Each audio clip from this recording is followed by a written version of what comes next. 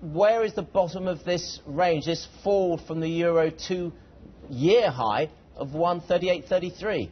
I think, notwithstanding the risk from today's payroll report in the US, on its own fundamentals, we think the euro will find composure relatively quickly and still expected to end the year back in the high 130s and certainly higher than we are today. So the damage from the ECB move, I think, will be relatively limited, and likewise the French downgrade.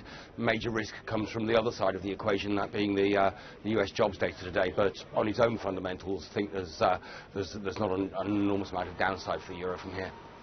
Is this not a relative game, Adam? I mean, the question is, of course, whether the ECB is going now faster or slower than the Fed in terms of their loosening or tightening, if you know what I mean.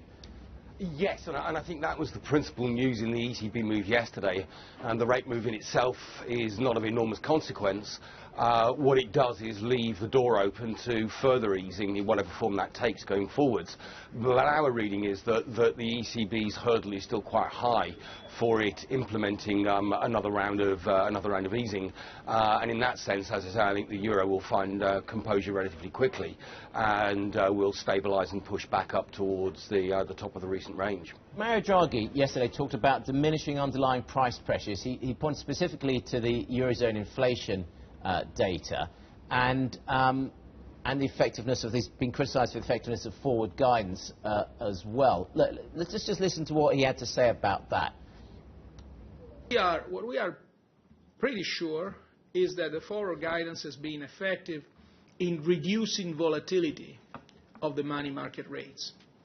It's also been effective in reducing the sensitivity of money market rates to news that would not warrant any change in fundamentals.